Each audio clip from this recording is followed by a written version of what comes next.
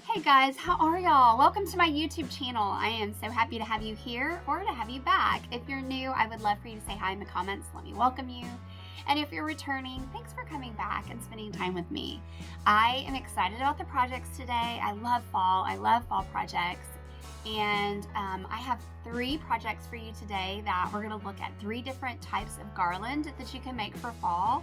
Really, you could make these for any time of the year.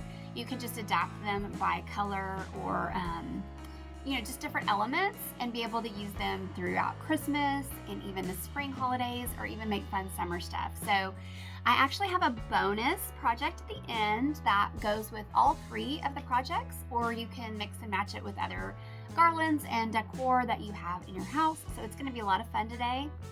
We're going to do 3, like I said, 3 different types of garland using really simple products. Things that you probably already have at home that you could possibly get at the dollar store, or use just scraps and bits and pieces, and one's even got grocery store items. So you can have these projects readily available to do at any time. I want to make sure that if you are enjoying the projects that I'm giving here, that you get on the text list so you can be notified when new things come out. The number is 214-206-3675. Just send a text. You can send a text that says YouTube, and you will be added to our text list, and we'll notify you of special content.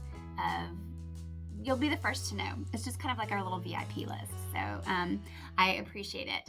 And I hope you enjoy today. Make sure you follow along and hit that follow button, and let's get started with those fun garlands. All right, with just a couple dollar store supplies, you can make this really amazing leaf garland. Get the felt cutouts and trace them so you have a stencil. And then just layer a few sheets of craft paper that you get from the Dollar Tree as well. You can use craft wrapping paper or whatever kind of craft paper you can find. With a little bit of brown acrylic craft paint, just paint the centers of the leaves so they have a little more dimension. You don't really need a ton of leaves for this garland because it is large leaves, so they're pretty big, but make however many you think you're going to need to cover the space you want. Crinkle it up like crunchy fall leaves, and then take some floral wire and hot glue it to the back of each leaf. For the actual garland, you're going to get a long string of craft wire and wrap it with your craft paper so that it looks somewhat like a branch, and attach the leaves down the wire to create the garland. Let's make some ruffle garland. This is an easy project. You can use ribbon. You could also use just plain fabric strips, whatever kind of fabric or ribbon type that you want. Just either use a large upholstery needle or make yourself your own needle with a wire and loop it through some twine. You might want to use a thin type of twine or a wax covered twine so that it will slide and glide through the fabric and the ribbon easily. But you're just going to bunch the ribbon up as you go and make this however long you want.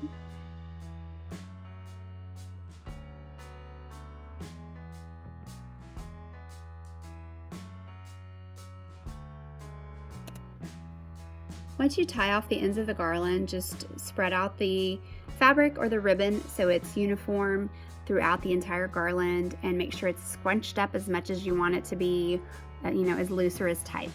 Perfect. So fun. Love with this dried fruit garland, and it's so easy to make. Simply cut some apples and oranges about a 1/4 inch thick and throw them in the oven for about 5 to 7 hours at 200 degrees. It's going to depend on how thick you cut your fruit to how long it takes to get good and dried out. Let it dry completely and then start an assembly line. I just mixed up my apples and oranges.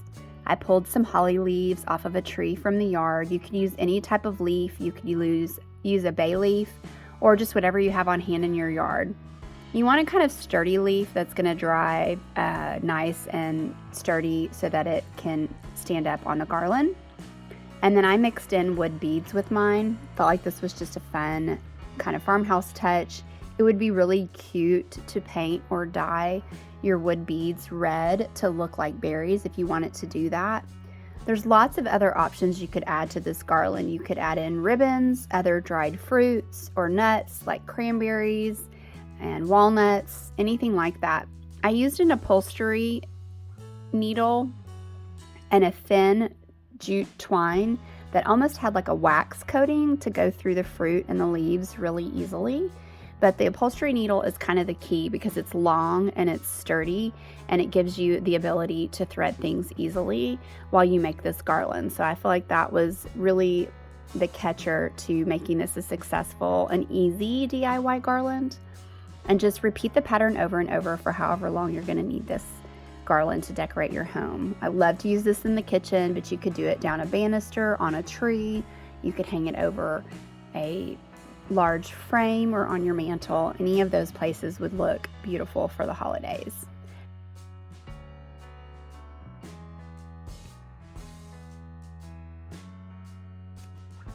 All right, here's a little bonus project for you guys.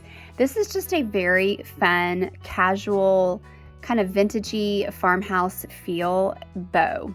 Now, I made it from drop cloth, but you could definitely do this with different kinds of fabric. I did 4.5 feet worth of drop cloth cut into about a 4 or 5 inch strip, and I just folded over in thirds and did that twice. So this is going to be your bow portion. You're going to want to cut some other smaller pieces for tails that are going to be on your bow, and you can make those however thick you want them, however long you want them, whatever is going to, float your boat on this bow. Take some wire. This is about a 20 gauge wire. Pinch your bow in the middle and wrap that wire around it. And then when you make the tails, I made mine about 3 feet long, fold them in half, and then attach them to the back of the bow with that wire. You want to make sure your wire stays long so that you have a way to attach it to whatever you're going to hang the bow to. And then just open it up and tweak it until you get the big loops of your bow. It's not going to be a sturdy bow. It's going to be a floppy, kind of all over the place bow, but I think that's part of the charm. Add a thick piece of fabric to the middle to dress it up, and you are done. It's so fun to add this extra bow to the end of your garlands just as a finishing piece, but you can see how I mixed the leaf garland and the ruffle garland together on the mantle and then ended them with the bow.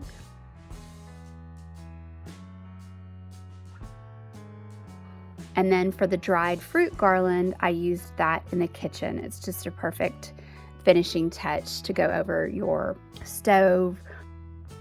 Okay guys, which garland did you love? Are you gonna make all 3 or just one? I can't wait to hear. I'd love to see them even more. Be sure and tag me if you make something, or send me a message, direct message me, send me a text, whatever it is, so I can see the projects that you come up with and what your color palette looks like and how you do things at your house, because it's always interesting to me. Don't forget to jump on that text list, 214-206-3675, or make sure you hit the follow button. And if you liked today's video, I would really appreciate it if you would like and ring the bell. So thanks again for hanging out with me today, and until next week when we have more stuff coming out, have fun crafting. Thanks guys.